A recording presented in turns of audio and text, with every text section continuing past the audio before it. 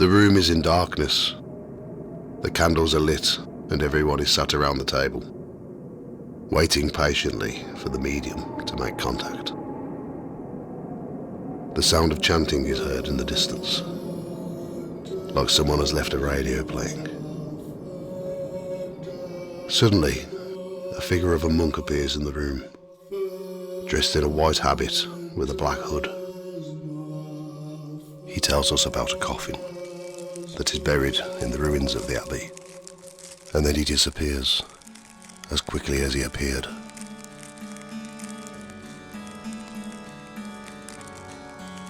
Welcome to Ghost Tales by the Fireside. I am Clem Dalloway, and this episode contains a strange little Christmas story from the historic home of the Montague family, Beaulieu Abbey and Palace House.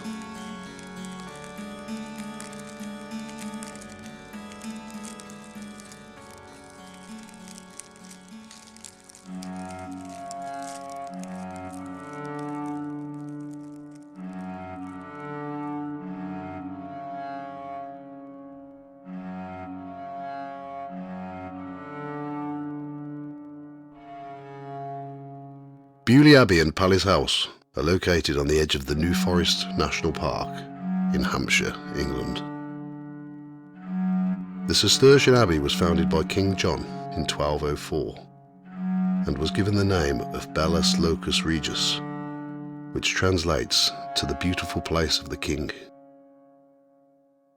According to legend, in the early part of his reign, King John had an altercation with the Cistercian order and had threatened certain monks, saying that he would have them trod upon by his horse's feet. One night, John had a bad dream. In that dream, he was knocked to the floor and beaten severely by the monks. When he woke up, he stated that his body was still aching from the beatings he'd received in his dream. This changed his mind about the order, and he granted them land in Hampshire to build an abbey. While the abbey was under construction, John took a special interest and expressed that he'd like to be buried under the high altar when he died. He believed that this was his ticket to heaven. Buildings at the abbey reflected its status as a royal foundation of great size and magnificence.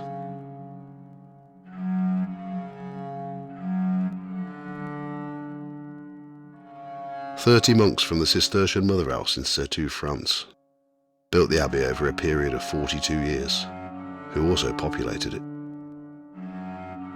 The first abbot was Hugh, who eventually became the Bishop of Carlisle. He stood high in the king's favour and often served in important diplomatic missions. Before he became bishop, he was removed of his position as abbot after he was accused of eating off a silver plate, keeping a guard dog in his bedroom with a silver chain, and too much revelry with earls and knights. Beaulieu was established as an exempt abbey by Pope Innocent III, which meant that the abbot only had to answer to the Pope. Beaulieu's sanctuary rights were so extensive and strongly enforced that it became a refuge for fugitives within its region, sheltering all types of criminals, including debtors, and also political enemies of the government.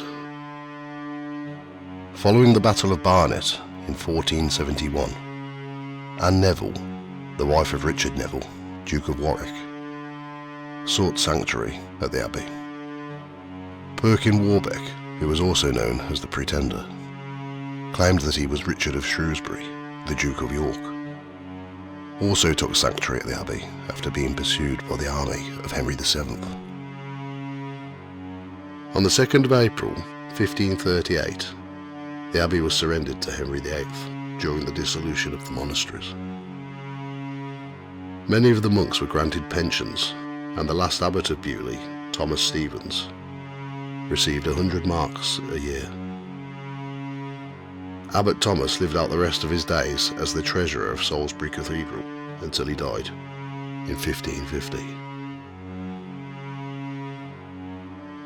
A total of 32 men were living in houses with their families in sanctuary when the dissolution took place. These men were there for a variety of reasons, from felony to debt to murder. There was some debate about what should be done with them after the abbey was dissolved, but ultimately they were allowed to remain in their houses on the abbey grounds permanently, following much pleading from the former abbot Thomas and government officials.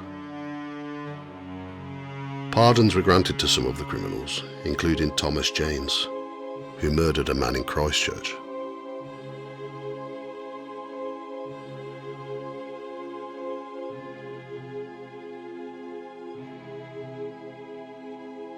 After the dissolution, Sir Thomas Wriothesley bought the estate and later became the first Earl of Southampton. The abbey was demolished and the building material was sold off for use in other properties. The original gatehouse was converted and extended into a country house in the 16th century, and further extensions and renovations were made in the 19th century. The estate was mainly used as a hunting centre between 1606 and 1632, and was visited frequently by James I and Charles I after him. In 1714, John Montague, 2nd Duke of Montague, spent over £2,000 on improvements to the house and grounds. In 1865, the Beaulieu estate was gifted to Henry Montague, who received the estate as a wedding present and made the house his permanent home. Henry later became the first Baron Montague of Beaulieu. He restored the medieval parts and enlarged the house. At the age of only 2 years old, Edward Douglas Scott Montague inherited the title of 3rd Baron Montague after his father died of pneumonia in 1929. Edward held his peerage for the 3rd longest time of 86 years and 155 days. In 1952, Edward needed to find a way to make money to keep the estate, and after much consideration, he decided to open the house and the abbey to the public. As visitors entered the entrance hall, they were met with 5 vintage cars, which he installed as a tribute to his father, who was a motoring advocate and pioneer.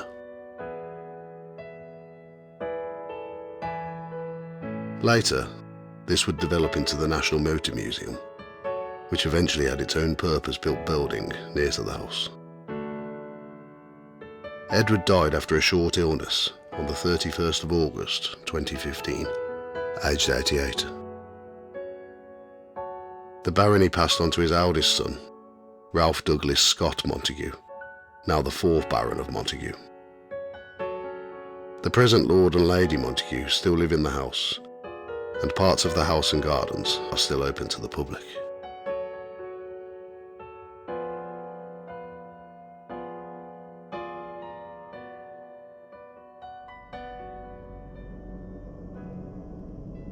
The last Vicar of Beaulieu, Reverend Robert Poles, served between 1886 until 1939.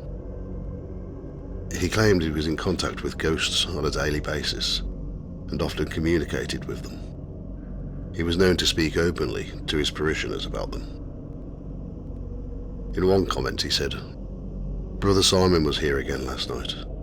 I heard his boots squeak." In his last serving years during the 1930s, he held a special midnight mass for the ghosts on Christmas Eve every year. Edward Montague's sister, Elizabeth Farley, knew the vicar and said, "He always appeared perfectly sane and seemed to be on good terms with the ghosts, whom he saw and spoke to regularly." Sir Arthur Conan Doyle, the infamous author of Sherlock Holmes, was well known to be a spiritualist. At one time he visited Beaulieu Abbey and house to hold a séance and paranormal investigation with the help of a medium. The medium came into contact with a ghost whose apparition appeared before them and told them that there was a coffin buried beneath another coffin in the ruins of the abbey. After an excavation, this coffin was found, and it contained the bones of a man with a hole in his skull, and he was wearing a crown. Late one afternoon in the summer of 1937, 3 young boys, local to the area, were fishing on the Solent in a dinghy.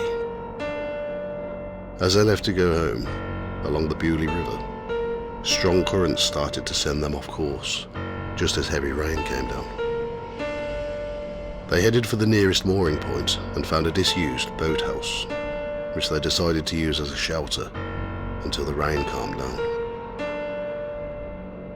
As midnight approached, the rain got heavier, and after an hour or so, one of the boys opened the boathouse door to check if the weather had settled.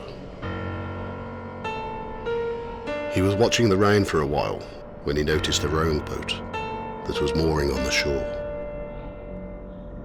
The boys watched the boat moor, and 5 men wearing white habits like monks stepped out of the boat and walked up the beach towards Beaulieu Abbey.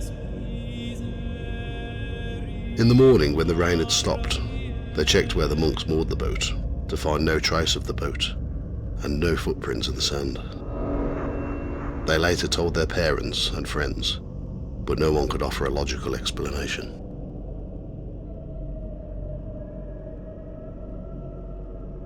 The half-sister of Edward, 3rd Baron Montague, Elizabeth Barley, once had a strange experience while in her bedroom. It had been going on for quite a while before I became conscious of it. It was the sound of many voices in repetitive singing, which faded and strengthened like the sound from a primitive wireless. At first, I thought it was a wireless in the servants' hall, but the sound wasn't coming from there. I couldn't tell you where it was coming from. Later on, she found that the melody she heard was a Gregorian chant. After this first time of hearing the chanting, she heard it on a number of occasions, sometimes while in the company of others.